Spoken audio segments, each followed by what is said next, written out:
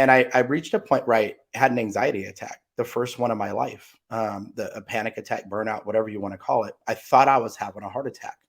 And, God, I was kicking down the door, just he had a bolt locked and I'm kicking down even underneath my desk, I'm like kicking underneath my desk. I'm kicking down this door and I'm going to get through this door. I'm going to get through this door. And I realized after God brought me to my knees and things happen for you, not to you, that I wasn't opening my eyes enough to see that there was an open door at the end of the hall that he actually wanted me to go down. And I took 2 months of disability time. I had never done that in 25 years of working. It was hard for me to accept that I needed that because I always hung my hat on resilience because of what I'd been through. And my wife, she's my rock. We've been married 23 years and together 26. And she told me, she goes, if we didn't have anything, babe, none of this stuff, you die, I'm going to sell it all. I'm going to get rid of everything. I'm going to move closer to my parents. Like, I want you. She goes, now I've been begging you to write this book for over a decade. Your story needs to be told because people need to know that they can make it through anything. And she goes, you spoke for 25 years, but you wanted to do it from an inspirational, motivational perspective. And she goes, screw it. Let's just do it. Let's just go for it. And she supported my career and she stayed at home. So it's not like she was creating an income. And so we left a very lucrative income in corporate America to really follow what was God's purpose in my life. And when you can surrender, that's the season I'm in my spiritual journey, is real surrender, true surrender all the way.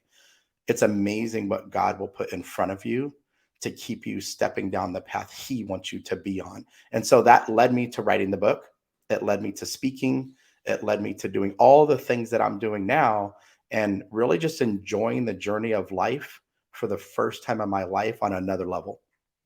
Goodness gracious. And I think there are so many people that are in that spot right now. I'm actually certain of it. I witness it, especially from a perspective of business and burnout and feeling like there's a prompting inside of us to do something else. And yet we are actually actively disobeying what God is telling us to do.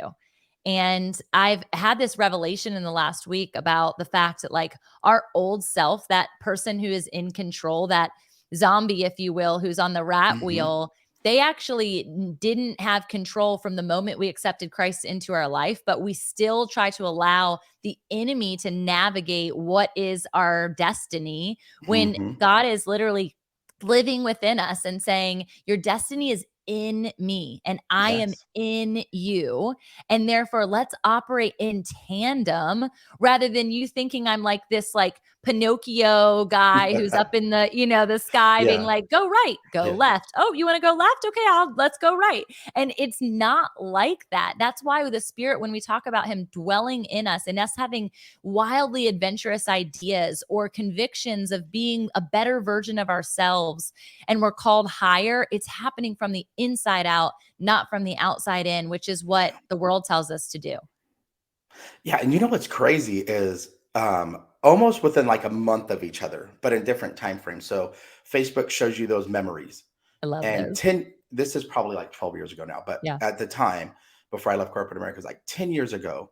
I know there's more in my purpose. I know I'm meant to do more. And some people would look at me and say, well, Walt, you have all the things and you have a marriage and you have amazing teenage daughters.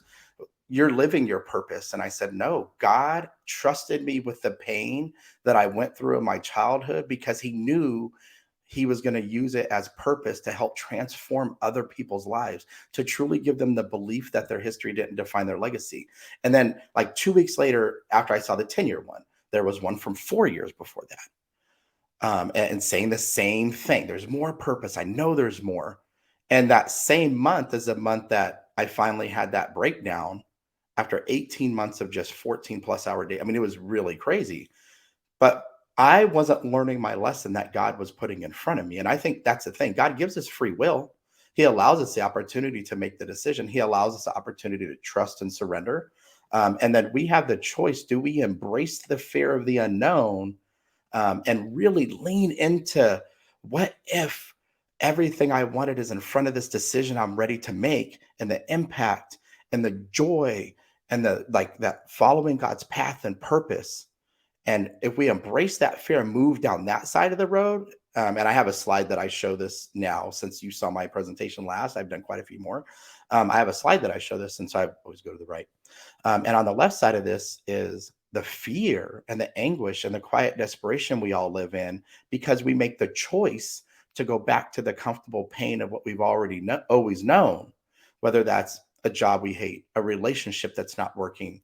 For me, it was like making the choices to go back to the abuse at times in my childhood when I had the opportunity to tell, because the fear of the unknown was greater. That what if question I asked myself in the negative environment that created for me was greater than what I thought could happen.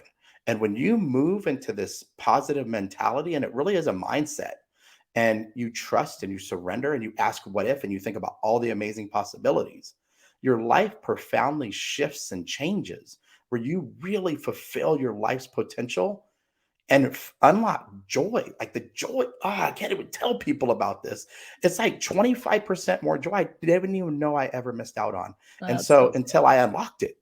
And when you walk down that path in true trust and surrender and make the choice to embrace the fear and run through it because you believe on the other side of that is your life's purpose and abundance, everything around you will transform. And not only will it transform for you, but because you're the example, it will transform for other people around you too. It's beautiful. Gosh, there's so many points in there. One of the things that I share so desperately for people is the element of joy, right? And I love that you example that people on the outside looking in were like, you already have everything that you could possibly want. You Hmm. are living on purpose. You do have a measure of joy, but there's that huge difference between masked happiness and the actual element of joy that springs up from the inside of self that doesn't Hmm. even require a smile. Like I don't even though I love to smile and it's an element of Yeah. who people see me and define me as, it's like I can do it in my dance, I can do it in my presence, I can do it in the hug that I give, I can do it in my words and the way that I show up with my kids and my husband. And so to recognize that there are people who are living out this element of, I keep going back to these monsters from your book, right? These elements of zombies, they're operating as if they are alive and yet they're actually dead.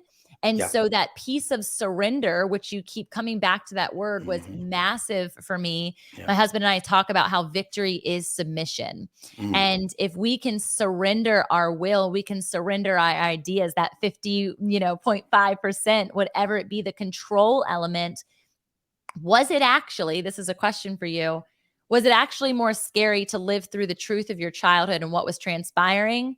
Or was the fear that you just conjured up in your mind to inhibit you from your greatness? Like which one was scarier? Which one was actually scarier? To me, what was scary was to live a life of regret.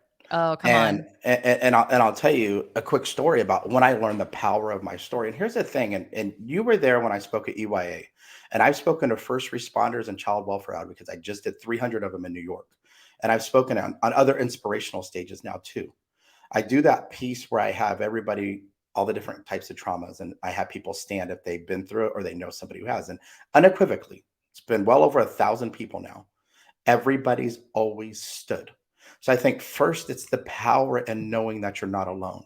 If you're really deep in your spiritual journey, you're not alone because God's always there for you. In my deepest, darkest moments when I almost lost my sanity, He was there. But on the superficial day to day, we can feel isolated mentally, right? Even if we're around people, we could feel alone. So I think first it's important to know that you're not alone in this journey. And there's an army of people standing right next to you and ready to lift you up and help motivate you. But you got to be willing to take that in. And I met a young woman. I won't say her name, but I met a young woman when I was a lieutenant in the Navy. And I was in charge of, I don't know, it was about 300 sailors at the time. And I would joke around. So if I don't joke you, just because you know how I was giving you a hard time when we even jumped on here, then be afraid because it means I might not like you. So joking is how I connect, right?